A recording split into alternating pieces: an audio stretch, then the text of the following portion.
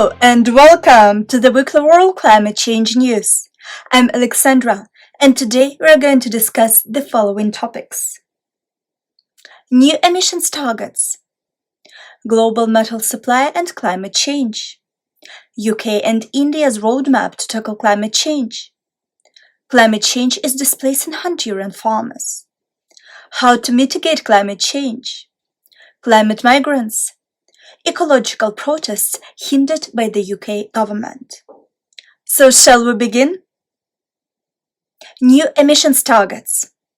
The Climate Action Tracker, an independent research group, discovered that new climate action pledges from around the world will reduce projected warming by 0.2 degrees Celsius by 2100. The average global surface temperature is now expected to rise to 2.4 degrees Celsius, still far from the Paris Agreement goals of 1.5 degrees. National and local governments, as well as corporations, are experiencing increasing pressure to reduce emissions in order to tackle climate change. Global metal supply and climate change. The International Energy Agency reported that global metal supply must be significantly increased in the coming decades in order to achieve long-term climate goals. Metals are heavily used to produce green energy technologies, such as wind turbines and electric cars, and therefore a potential lack of adequate metal sources would worsen effects of climate change in the future. Increasing green energy share is considered as one of the major steps to reach 2050 net zero emission goals. UK and India roadmap to tackle climate change. UK and India have agreed on joint roadmap, including plans to mitigate climate change by 2030.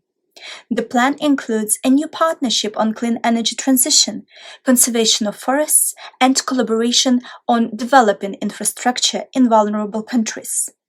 The two countries also committed to support worldwide efforts to limit global temperature rise and agreed to work together to achieve an ambitious outcome at the COP26 climate summit in November. Climate change is displacing Honduran farmers.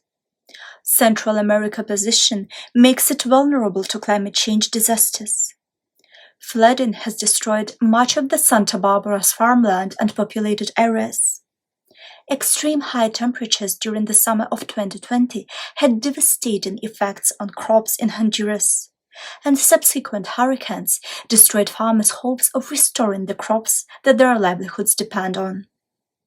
With increasing global temperatures, more and more people will become climate change victims like these farmers in Central America.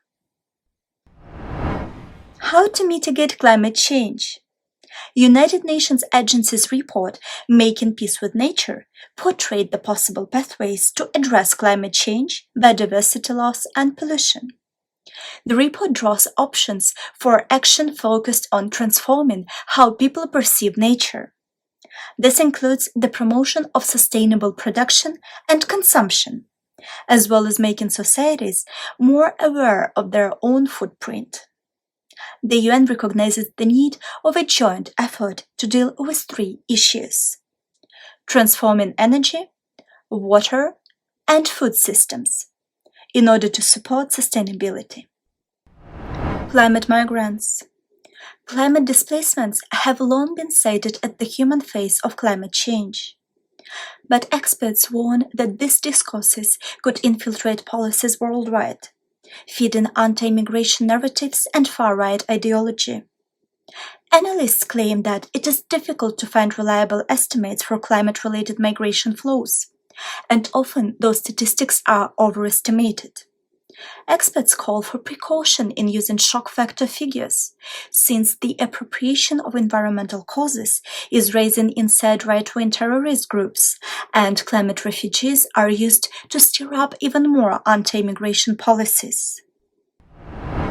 Ecological protests hindered by the UK government. Large groups of activists decided to organize protest camps in the UK to protest against the government inactivity in mitigating climate change. These protest camps constitute a breach of the civil law.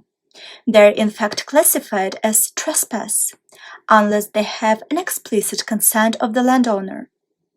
The UK, in the attempt to discourage this kind of protest, presented a bill to change this form from a civil offence to a criminal offence. Thank you for watching.